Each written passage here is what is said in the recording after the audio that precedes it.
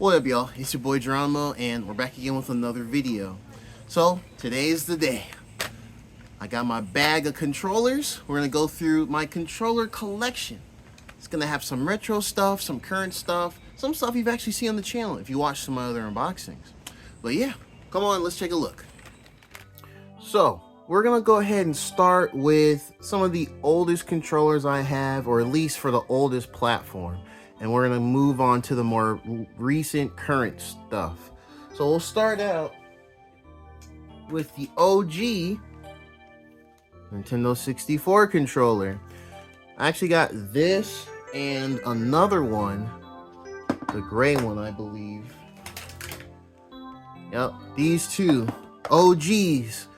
1997 was a good year. I got these both of my Nintendo 64 for the holiday, and I also got Super Mario 64 and Diddy Kong Racing. So yeah, it was a big deal because, you know, I think Nintendo 64 was one of the first consoles, if not the first home console.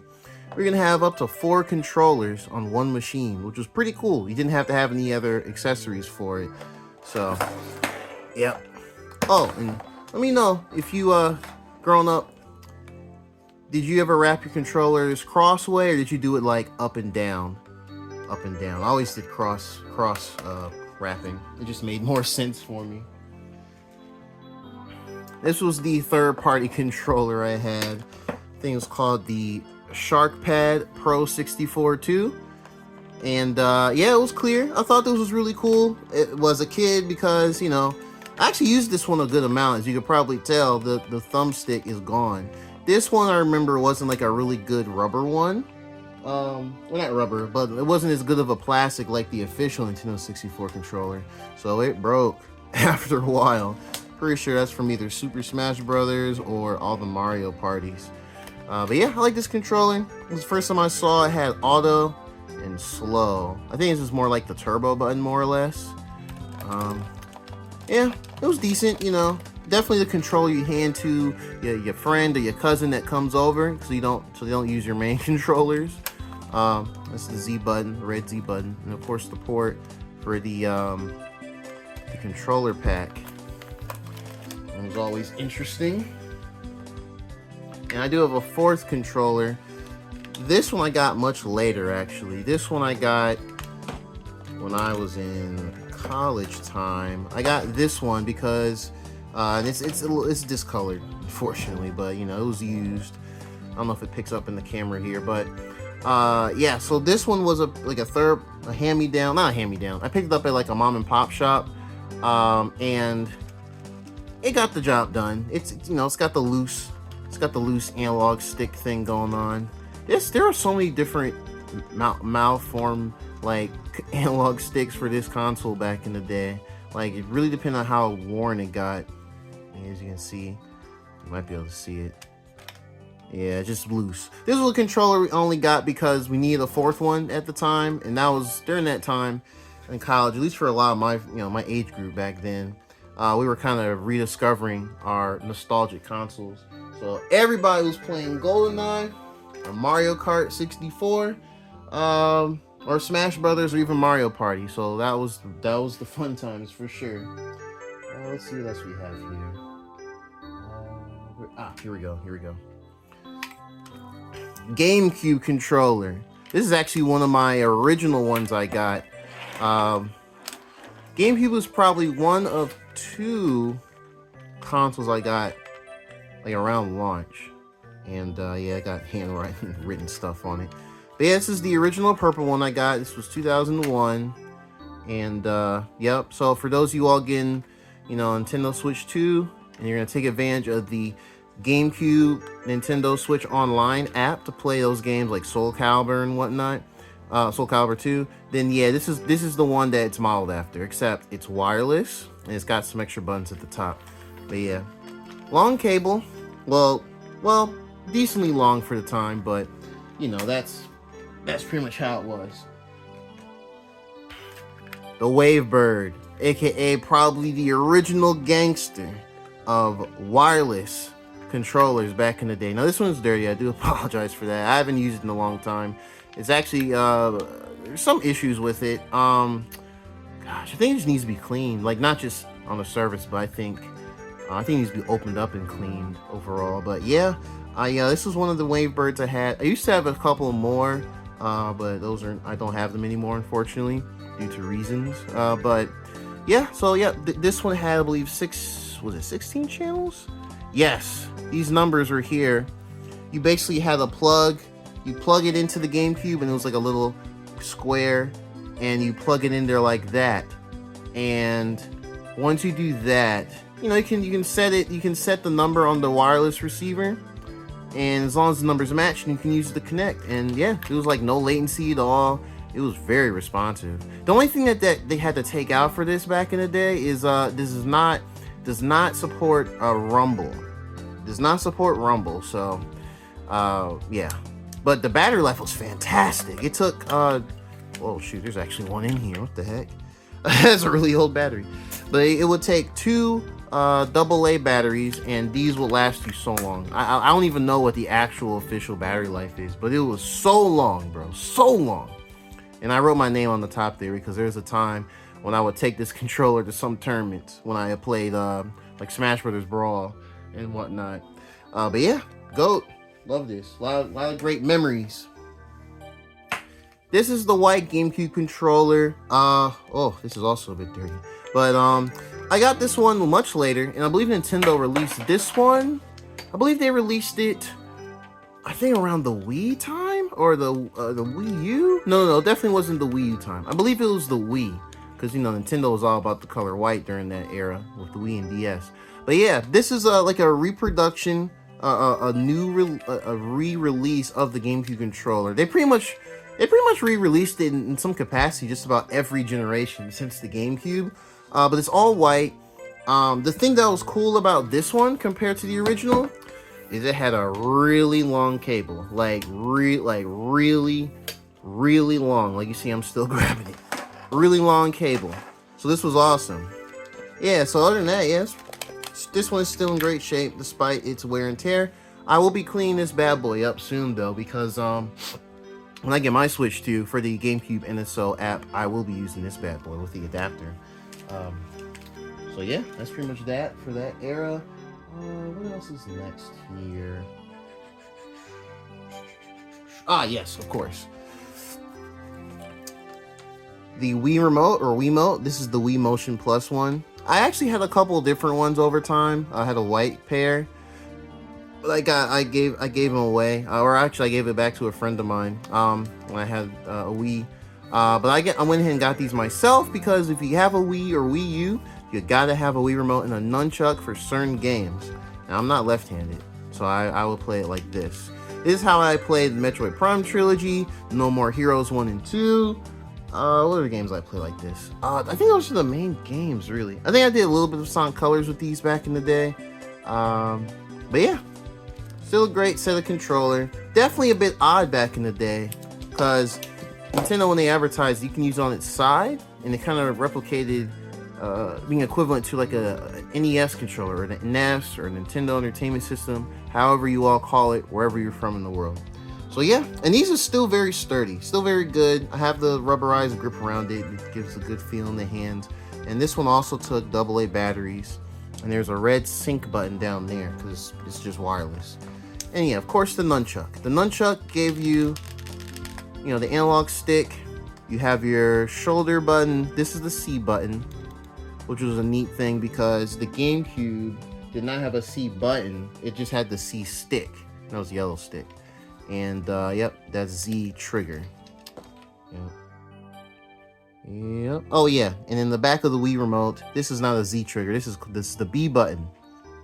D-pad A, minus plus, 1, 2. So yeah, very interesting time. You know, Wii was very experimental and it was very successful for Nintendo up to a point, I would say. What else do we have here that's next? We're not getting to the Wii U stuff yet. Where is the other controller? Where is it? Where is it? I'm blind. Huh, where is it?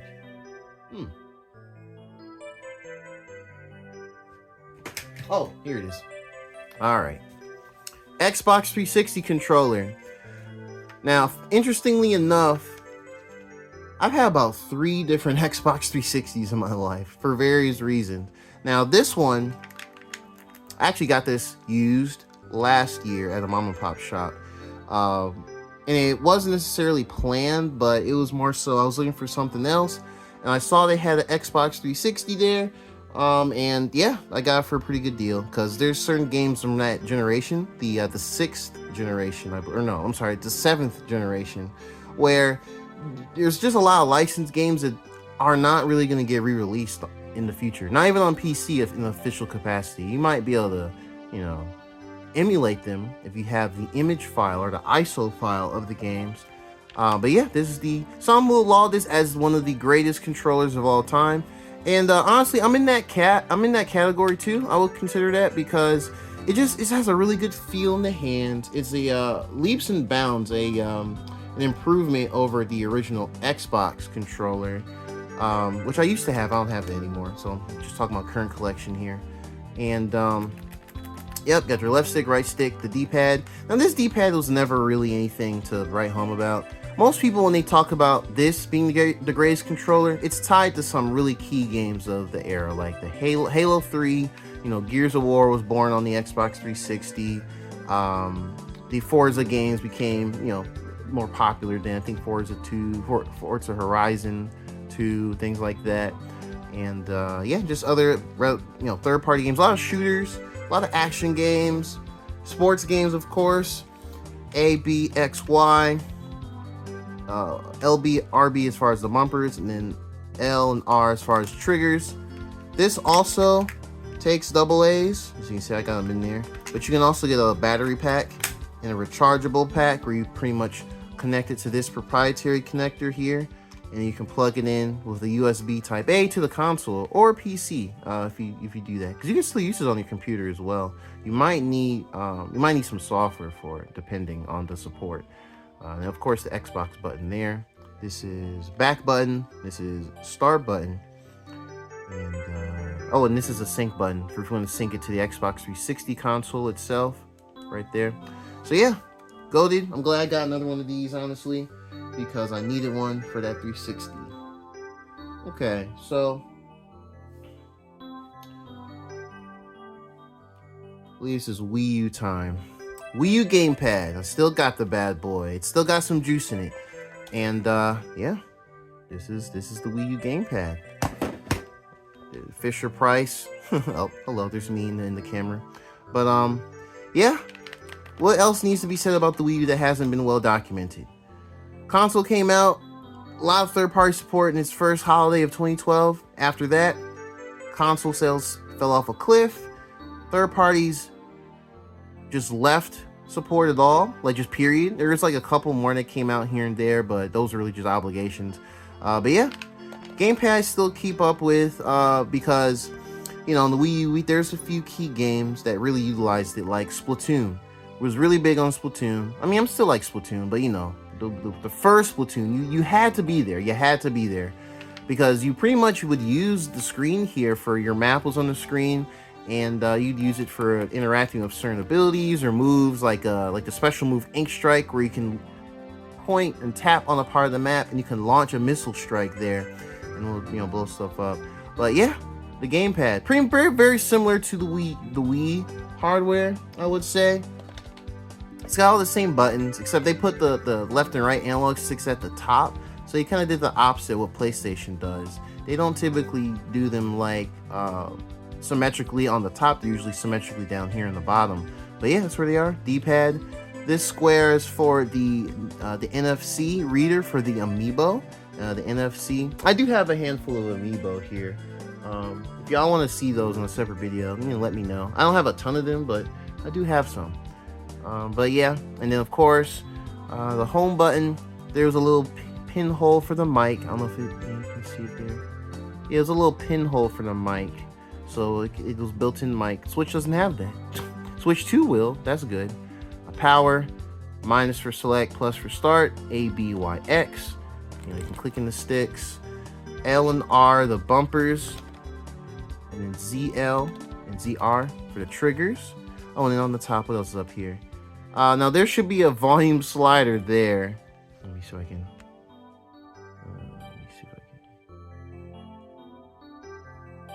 There should be a volume slider in there, but I opened this up once because one of the shoulder buttons was jacked up, so I had to replace it myself. But yeah, a lot of fond memories with this Wii U, man. Like, we was out there in the trenches, but we have some good memories. So shout out to my Wii U folks.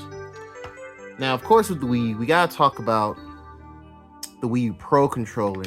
Now, I'm still not a big fan of the two symmetrical sticks at the top, but boy, this controller is definitely great. Like, the D-pad is fantastic, the A, B, X, Y is great, select, start, home, power buttons in the middle. There's no headphone jack on this or anything like that. This takes a, this is a mini USB port for cable. They don't really make many things with the mini USB support anymore. That's well over a decade old now. But yeah, and of course we have our LNR and the ZL-ZR. But this thing, they said it had up to 80 hours of battery.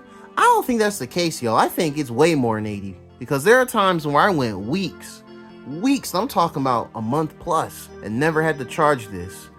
And yeah, so what's interesting about this though, is I actually have two. I have two of these. I only really used one during the whole time. I think one of these was, you know, from a friend, and never got it back. So I have two. What do you look at that? The two Wii U Pro controllers in captivity. But yeah, so that's pretty much it for the Wii U Air. Let's get to some PlayStation.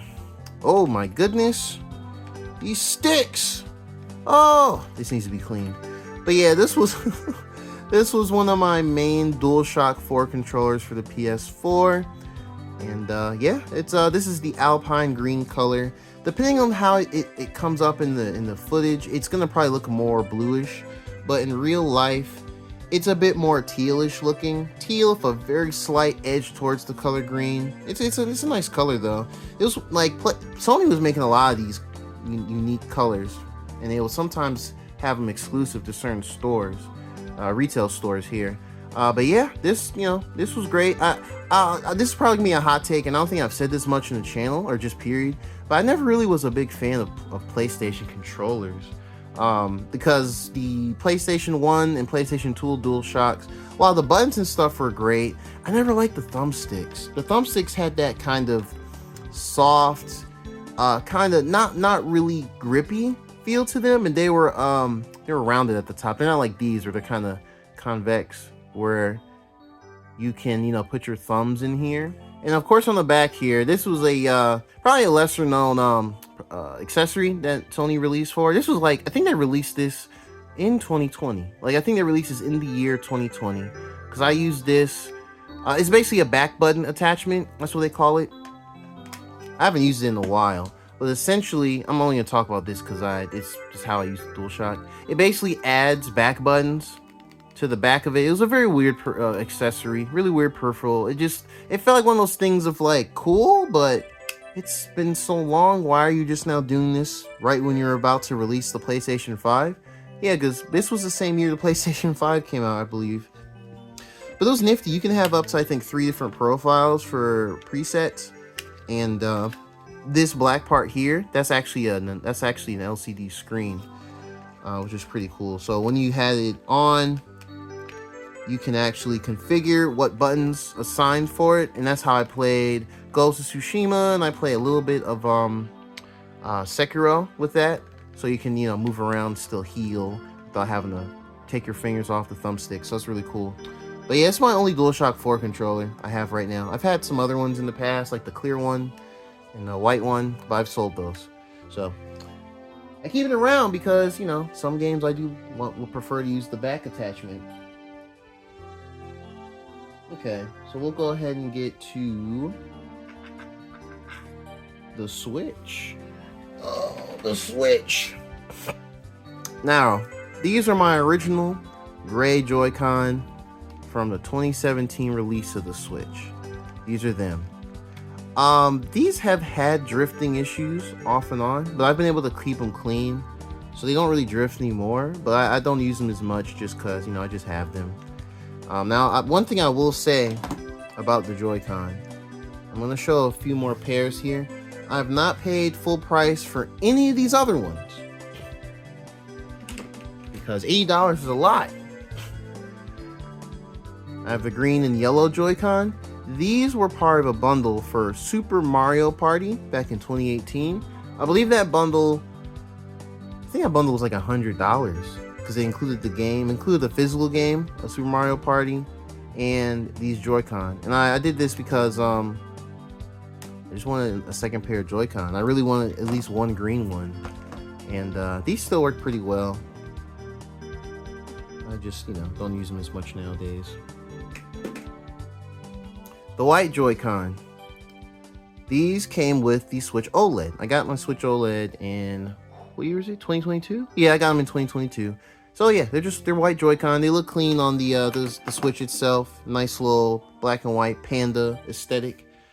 And then it's something I actually haven't shown at all on this channel. I actually got these on a whim. The Splatoon 3 Joy-Con. These were like the Joy-Con that were like the cream of the crop. Like, these are the ones I wanted, but they were only included with that Splatoon 3 Switch OLED bundle. And most times when people sold these separately outside of that, they would be going well over $100 online. And that's too much.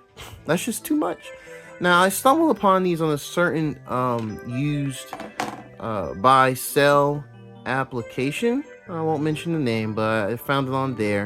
And I was looking for something else Splatoon related. And I saw someone selling these for like $40-some. And I was very skeptical. I definitely thought there's gotta be something wrong with these controllers. like there's gotta be something wrong. And it wasn't even like they were trying to sell the Switch OLED Splatoon 3 one with it. It was just those. So I took a leap of faith with them and I ordered them.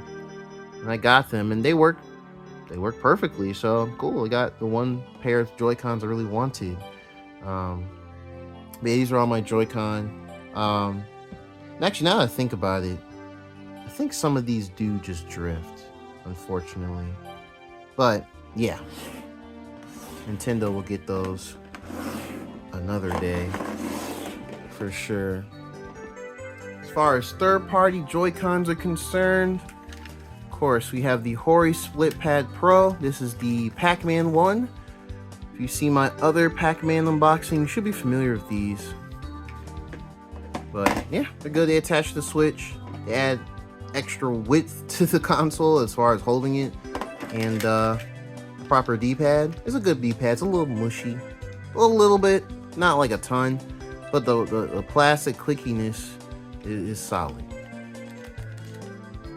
Left-right control stick. I know the buttons look a little odd, but it's A, B, X, Y. And then you can assign, it has two back buttons right here. You can assign different buttons to them for any other button that you're using for the game. And it has a turbo function for each too. But I never use turbo. That's for folks that want to kind of play like a shooting game and have it shoot infinitely or something. And of course, the Split Pad Compact Pro or Pro Compact, whichever. Yeah. But these are like the next generation version of those. And yeah, they're not as bulky, but they're still rounded. The backs are a bit better too. Actually, the back buttons are bright yellow now instead of the color of the actual split Joy-Cons themselves. And I do like this a bit more than the original just because it's a little hard to see here, but this is translucent gray black where these are solid color. And yeah, they feel great. I was using these a lot when I play handheld nowadays, especially like playing like F-Zero 99, games like that, or other Pac-Man games like Pac-Man Championship Edition 2 Plus. It's really, really fun. But yeah, that's that for those.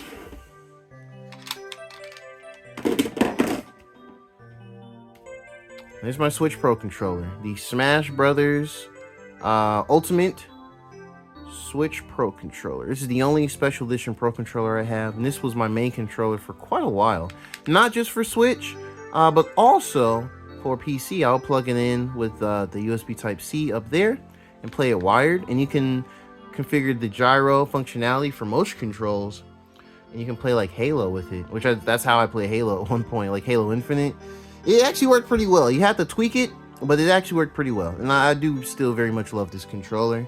I'm actually going to be using this. Well, it depends. If another controller that I will show shortly, if that controller doesn't work on the Switch 2, then I'll go back to this one, because Nintendo confirmed that Switch 1 controllers, including the Joy-Con, all work on the Switch 2.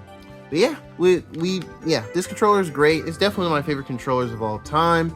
The only thing though is the D-pad is a little iffy at times for doing diagonals. So for my fighting game folks, keep that in mind. But everything else is fantastic. I believe the battery life is up to 40 hours, and that's pretty good for these type controllers. You know, minus, plus. This square button there is the capture. That's the home button. Typical Nintendo A, B, X, Y. There's a little chipping here with the paint, unfortunately, but it is what it is. And that's the back, translucent. And yeah, so. Oh, and this is also a sync button. That's also a sync button for the Switch. And so we'll get to the DualSense controllers. Black. It's what everybody wanted when the PS5 came out originally. They only had white controllers with a couple of different colors. Then they announced like a few months later, black. And so far, that's what they've done with their other accessories when they released them, like the headset, the that PS Portal, the fake PSP streaming one. They released a black one later on. I'm actually probably gonna part ways with this one sooner than later. So I'm glad I'm doing this video now to show you all. Now, for those of y'all that have watched the unboxings, you should already know about the Astrobot DualSense controller. It's one of my favorites. It's beautiful. It's got nice blues on the side. Got the Astrobot eyes. Again, they're not animated. I know that trailer when they first showed it off and it was animated, I did have a shrivel of hope that was animated, but it's not. But yeah, you see everything here. The PlayStation button icons are all blue instead of, you know, the same color or anything like that. Yep. And then, of course, more recently, the Chroma Green, or I'm sorry, is this Chroma Teal? Is that what they call this one? I forgot. But yeah, it is greenish bluish. It looks great, especially in the different lighting when you move it around. It's still gorgeous. I actually use this one on when I connect to the PC sometimes. But yeah, it's beautiful. So those are the DualSense controllers. Very nice, very nice. Alright, so now we're getting to the third-party controllers. So let's start with some goofy ones. I actually should have showed this one earlier, but I wanted to wait. So this was like in the early 2010s. I think this is one of those Afterglow controllers.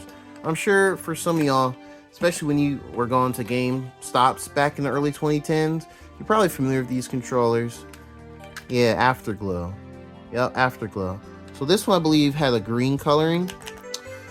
I use this for some. I only really got this one because I had a laptop that could play some PC games. Not like an amazing way. Mostly like indies, but this was good in the pinch. I definitely used it. As you can see, the rubber is gone on the left stick. So so that's that. Definitely a budget controller. Your triggers, your bumpers, plus, back, Xbox button, and this is not like this. It's not like a nice Xbox button, like the actual 360. This is like a picture behind some plastic. So there's that, and then of course A, B, X, Y. You click the sticks in. This D-pad is atrocious, but again, it's a budget controller, so you get what you pay for, right? The good thing though is it has a pretty sizable length cable, and this has a really unique connector. Well, somewhat unique. It has an adapter that becomes a USB. I don't have that here. It's somewhere, but where I kept it, it's not there. So I really just have this just for the sake of having it. I don't use this anymore, but it's here. And it's kind of a blast from the past in a sense, especially for those of us that remember the era of bringing back the clear, cheapish controllers that will glow green or blue, red, those colors. Did they make a purple one? I don't remember. But yeah. Let's see. Oh yeah. Yeah, the Retro Fighters. This is actually a really good controller. This was a recommendation from somebody else online. And yeah, it's great, man. This is the wireless one. Well, I think they have a couple different versions of this. This is clearly supposed to be based off of the N64 controller. For comparison's sake, do it side by side here. Yep, so it just kind of brings it more in line to like the modern day, where the analog stick is not here in the middle, but it's on the left side. You can click it in. So it's really to also simulate some things in the Switch. You can use this for this Nintendo Switch. I believe you can also use this on PC, but I think you need a cable to do so, Type-C cable. But you can connect this wirelessly to the Switch for sure. And it feels really good. It's a plastic, but it's not like a cheapish, thin built plastic. It feels kind of durable. I wouldn't say it's the exact same plastic that like Nintendo used for the Nintendo 64 controllers, but it's still a good quality. I like this. I mostly use this for the Nintendo 64 NSO app on the Switch because they did not let us remap Nintendo 64 controls on Switch controller or Joy-Con or whatever. So yeah, Retrofires is a good company. I will shout them out for sure. But yeah, this does have, this has bumpers L and R, and then Z. Now these are both Z because the Nintendo 64 only had one Z button in the back. So this is really just for preference. You can either use either one. They both will do the same thing when you have it in that mode. And of course, this is the capture button. Is there no home button? Oh no, this is the home button. I'm tripping. This is the home button, and this is the minus button. This button, I believe, is to switch the mode of it. So you can have it in two modes. You can have it in Nintendo 64 mode on the Switch, or you can have it in generic controller mode. I think it makes it an X input, which means it takes all the modern inputs for it. But yeah, this is a great controller, and it's translucent because translucent and transparent hardware is always great for gaming. Shout out to the 90s. So yeah, now we're getting into the territory of controllers that are, just have them for the sake of them, and they're good for conversation. Remember the Google Stadia? This is the Stadia controller. It's a wireless controller. You can also plug in a cable into it. I don't know why there's an etching there. And you can use it like that. I don't believe you can use this anywhere else though. I've never tried it on Nintendo or PlayStation or even the Xbox. So as far as I know, this is either for mobile or for your PC on Windows. I can't say this works for like Mac OS or Linux. I can't say that. I don't know. But originally when Google released this, I actually didn't buy this. There was a time, I think this was during the pandemic, like going into 2020. Yeah, actually, I think this was in 2020 I got this.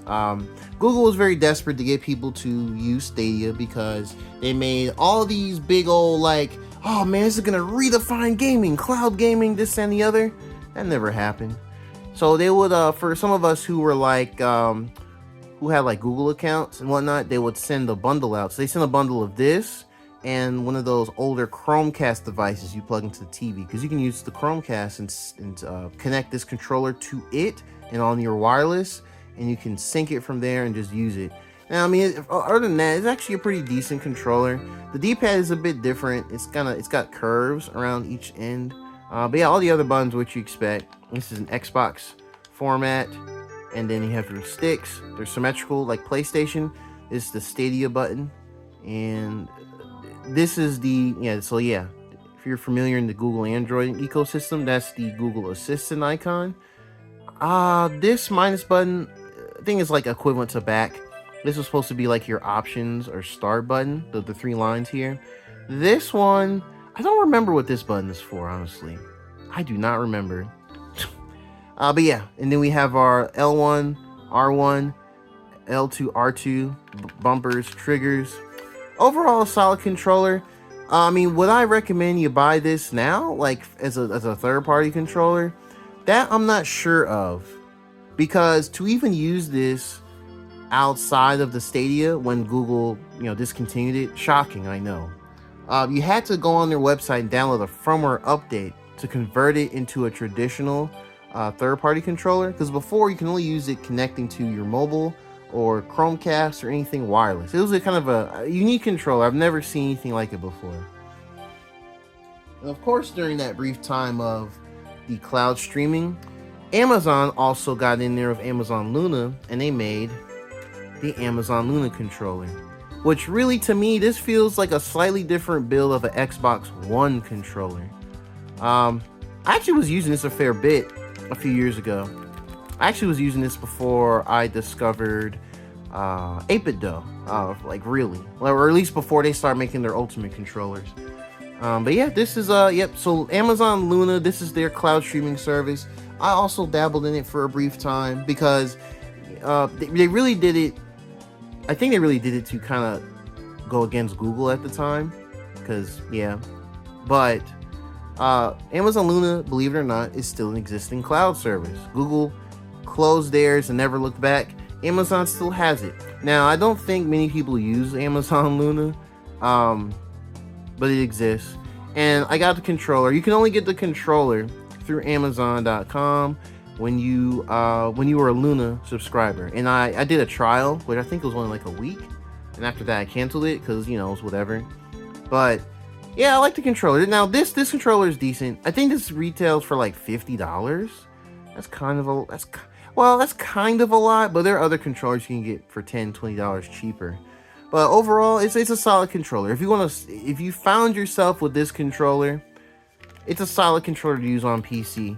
I don't know if you can use this anywhere else, but I mostly used it by plugging in a long USB Type-C cable into the computer, and you go like that. And this also has left LB, RB, LT, left trigger, right trigger. Both good feel. D-pad is clicky, but responsive. Not really mushy like some other old school D-pads, but yeah, that's what we got for there. A, B, X, Y. So this pretty much is like an Xbox One controller. Oh yeah, and then you see the Amazon Smile logo, and this also takes AA batteries, or yes, yeah, it also takes AA batteries. I don't think there's a way to have a rechargeable. I don't think they ever made anything like that, but I'm sure if you get rechargeable batteries, you can use it that way. All right, now this is probably the most peculiar one. The Steam controller. Boom, Bob Kapow. The Steam controller. Now I've done one or two videos, or I think I've actually done one video on the channel about the Steam controller, and I'm gonna make more videos like that, so definitely stay tuned. I haven't forgotten about the Steam controller series. Never forgot about it. But yeah, this Steam controller, very weird, right? This is your left stick. This is your A, B, X, Y buttons. This is back, and this is start. And this is the Steam button, which is equivalent to pressing home. And now from there, you wonder, Geronimo, where's the D-pad? Where's the other right stick? Well, this is this is pretty much your equivalent D-pad. Big old clicky plastic circle. And then your right stick, it would be this whole section on the right here. Now, what makes this very unique is, and this was probably the first controller I've experienced like this, and I got this back in what, 2015 or 2016, I believe. Yeah, so these use haptic feedback, where when you rest your thumb and move it around, you can feel it kind of moving with you. Like, you can feel it's very tactile. You can feel it there, and it's really supposed to simulate like mouse-like movement. So you can kind of either just move it like that and it acts like that, or if you calibrate it right, you can swipe right, left, up, down, and make really quick motions. So it's equivalent to a mouse. It's very unique. It's definitely not a pick up and play controller. It's not for the faint of heart. If you like to pick up and just play, this ain't it. If you're more of an enthusiast level and you're really interested in different controller types and inputs, this is it right here. Now, Valve does not produce these anymore. As a matter of fact, this one I got in particular was a part of a fire sale where they're just getting rid of them. And I think they were selling them, like GameStops are selling them for like $5, $10, $15, like stupid cheap. Oh yeah, this one also has haptics as well, the left side, so you can do either one. Nothing else is haptics though. But this controller was kind of set the stage for a few different things. It also supports gyro motion controls. Very cool. These are our bumpers. I know it looks weird, but when you hold it, it feels more natural. Instead of like being up here, like other bumpers are, it's there. It's like an angle. So it feels pretty natural with how you hold it. It might not feel as natural if you have smaller hands, Because, yeah, these are some fat grips, you know what I'm saying? Fat curves. But yeah, you can also use this wirelessly. This has a micro USB, so that also tells you how old this is. I do not have the wireless receiver anymore. I misplaced it. But you can just plug in the cable and use it like this. So as long as you keep tabs on the cable, you're good to go. Yeah, so yeah, I still really like this controller. I got back into it late last year, before this video got uploaded. I haven't really touched it again. I have not touched it again since, but it's really cool to dabble around with. I know there's some people, they kind of go online or they kind of search for it and buy it secondhand off people. Shout out to y'all, because that's kind of hard to do, and I think these actually sell for a pretty penny. There's rumors that Valve is going to make another one of these. Any day now. But yeah, that's pretty much it for that one. Didn't want to keep talking too much. This was my first 8-bit Dull controller, the SN30 Pro Plus. Clearly, this is really aping off at the Super Nintendo controller and the NES or the SNES controller. I got this because when Tetris 99 came out on the Switch, that D-pad for the Joy-Cons, like the Joy-Con D-pad, or even for like a Pro controller, they weren't cutting it, man. So this has an amazing D-pad. It's very, very, very, very good. It's got the symmetrical sticks like a PlayStation controller. You click in. This is a Nintendo button setup, so A, B, X, Y. And this color scheme is based off of the original Game Boy, which is pretty cool. Same with the D-pad. It's kind of got those, the lines on each direction. But other than that, yeah, it has your L and R. Well, they say L2 and R2 here, but for Nintendo, this is equivalent to ZL. This is equivalent to ZR. This uses a USB Type-C connector, and this is a another sync button. So now you can use this in a couple different ways. You can either just shove some batteries in it and you're good to go, or you can use a pack that comes with it, and it's like a rechargeable battery pack, and you just plug in your USB cable on the top and you're good to go from there. So yeah, this is pretty much my Tetris controller. Tetris and some platformers. It's very, very good. So if you're hardcore about the Tetris games on Switch or PC, I recommend these controllers.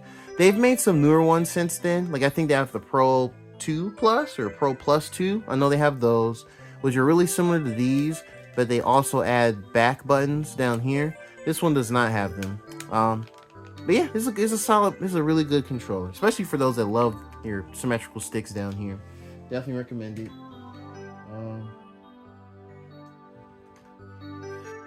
Now, y'all definitely know about this controller, or a good chunk of y'all should from the unboxing a while back.